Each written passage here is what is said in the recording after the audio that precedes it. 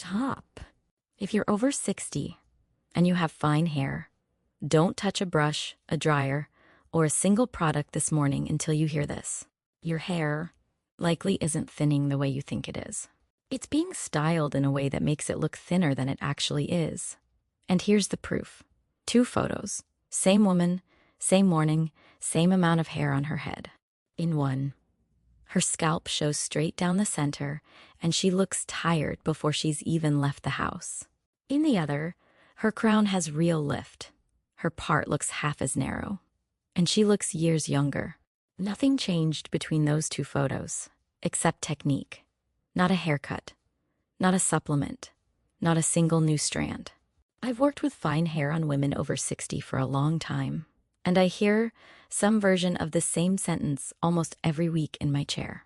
My hair used to be so full. I don't recognize myself in photos anymore. I think I'm going bald. One client, I'll call her Susan, told me almost exactly that the first time she sat down, she'd already started looking at wigs and spending her evenings searching thickening treatments online.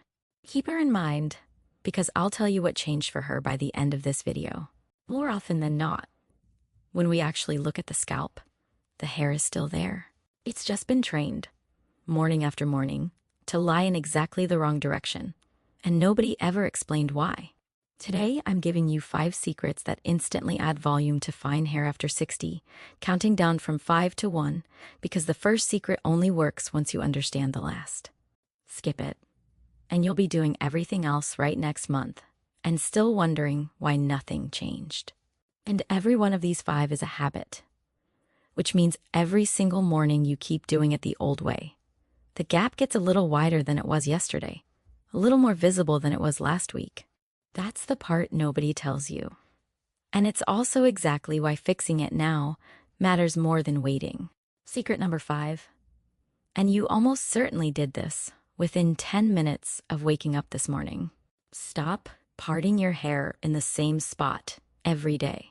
It sounds too small to matter, which is exactly why nobody fixes it. Part your hair in the same line for years, and you train that strip of scalp to stay permanently exposed. The same way a path gets worn into grass by the same footsteps, walked the same way, every single day, for years. The hair on either side slowly learns to fall away from your part instead of toward it. And the gap widens a little more every year, whether you notice it happening or not. On fine hair, that shows up bigger than it is. A 1/4 inch of extra scalp exposure can look like a full inch of thinning, simply because there's less hair around it to cover the gap. The fix costs nothing and takes 10 seconds. Move your part slightly every few days. 1/2 inch is enough. It lets your roots lift naturally, instead of collapsing into that same worn groove, and it softens the appearance of thinning right at your crown, the first place people look. If that just made you rethink your part, hit subscribe now, because this channel is built entirely around real, doable fixes exactly like that one for women over 60. No filler, no fluff, just what actually works. While you're here, tell me in the comments which of the next 4 you think is going to surprise you the most. I read every single one. Secret number 4 ages the face more than almost anything else on this list, and most women have no idea they're doing it. Never brush your hair straight back away from your face before you style it. Brushing fine hair straight back, for a ponytail, a bun, or just smoothing it down before you leave the house, pulls it tight against the scalp and puts every bit of tension right on your hairline. Fine hair after 60 needs softness, not tension, and a tight straight back brush stroke is nothing but tension, stroke after stroke, morning after morning. Do that daily for years, and the strain shows up as extra thinning at the temples and front hairline, in a pattern that has more to do with pulling than with age. I can usually tell just from someone's hairline, whether she wore tight buns for most of her life, before she ever tells me. Try this instead. Brush forward, toward your face, first. Then use your fingers, not a brush, to guide it back into place, and leave a few soft pieces loose around your face, instead of slicking every strand back. That one swap creates noticeably more volume and softens your whole face, and it costs you 30 extra seconds, not 30 minutes. It's genuinely one of the smallest habit changes on this list, and one of the most visible in the mirror by the end of the week. Secret number 3 is damaging your hair before you've even picked up a styling tool. Stop using a regular brush on wet hair. Wet hair is fragile, and fine hair after 60 is even more fragile in that state. Here's a number that might surprise you. Wet hair can stretch up to 50% beyond its normal length before it snaps. That's not gentle detangling. That's measurable damage happening strand by strand every single time you brush straight out of the shower. Over years, that stress shows up as breakage and thinning strands that have nothing to do with your follicles and everything to do with how the hair is handled while it's still wet. The easiest fix on this whole list: use a wide tooth comb. Start at the ends and work up as knots release. Never drag down from the roots through a tangle. Even better, detangle with your fingers while conditioner is still in. It creates slip that cuts friction dramatically. And keep conditioner off your roots entirely. A heavy conditioner at the scalp is one of the fastest ways to wave fine hair flat before you've even grabbed a towel. Make just this one change, and within a couple of weeks you'll notice less hair left behind on your comb and in the drain. Quick pause.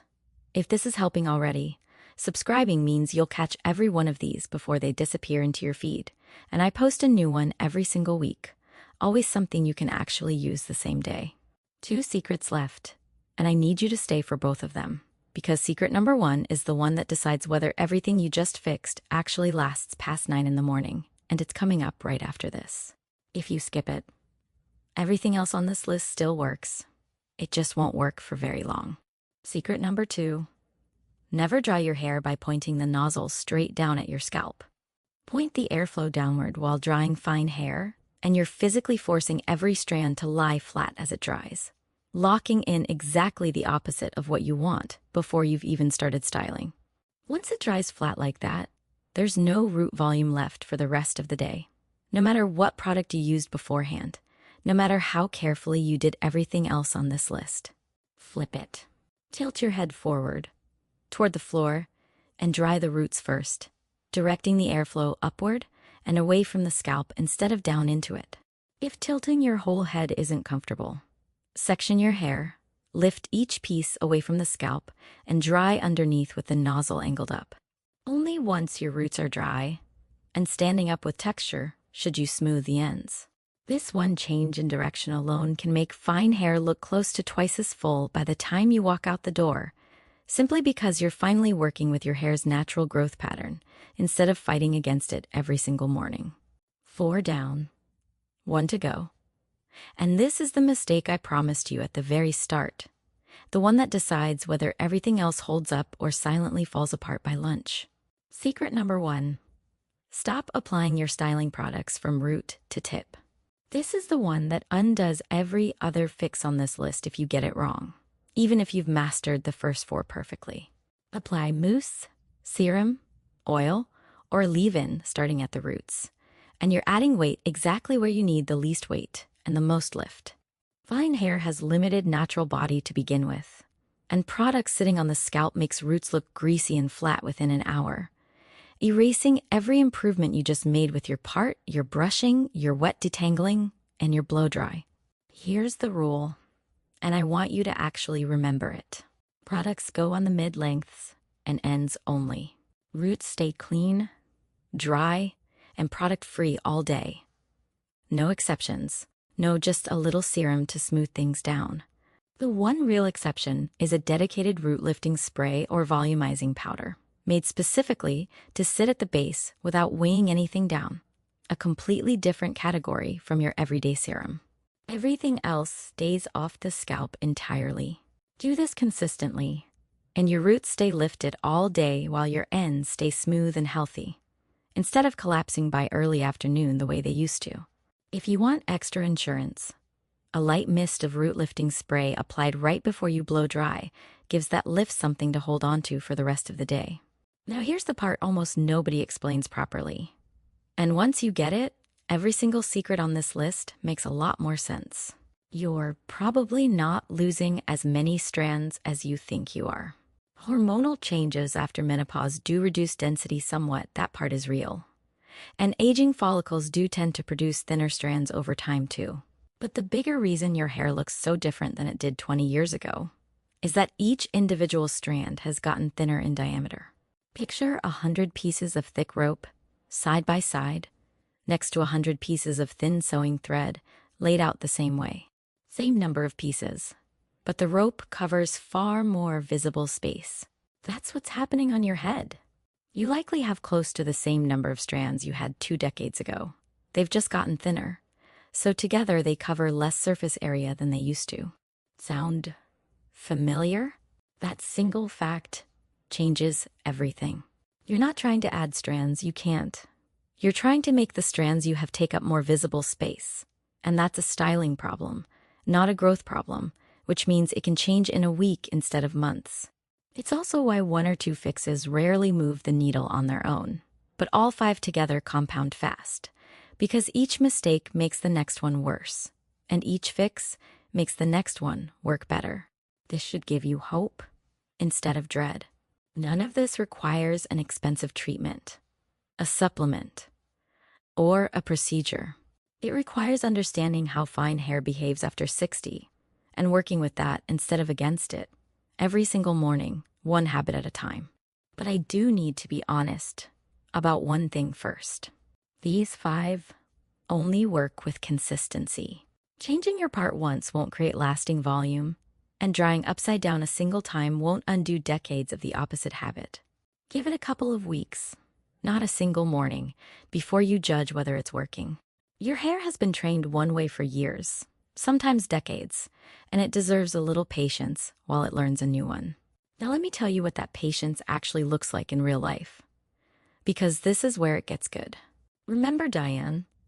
A client of mine who'd worn the same tight, low ponytail every day for over 30 years. The same style since she was in her 30s. Her part had widened to nearly a full inch.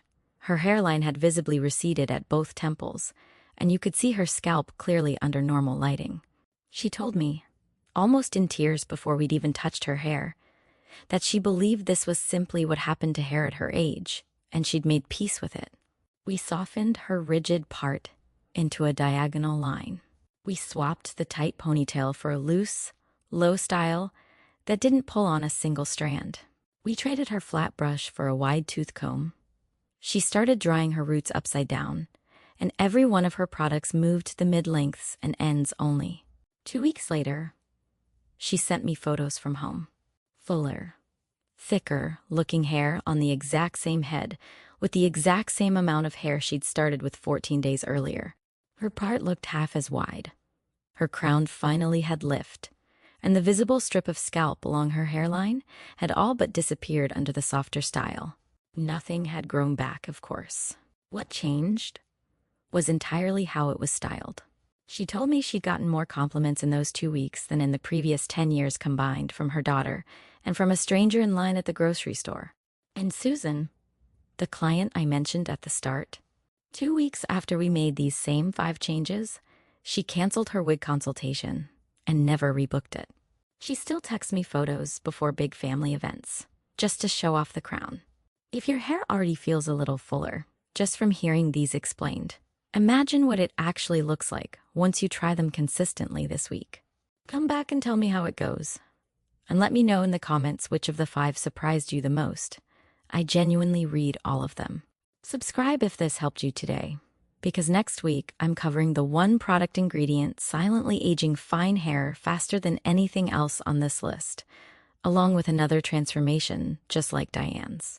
If you know a woman who needs to hear this, send her this video right now.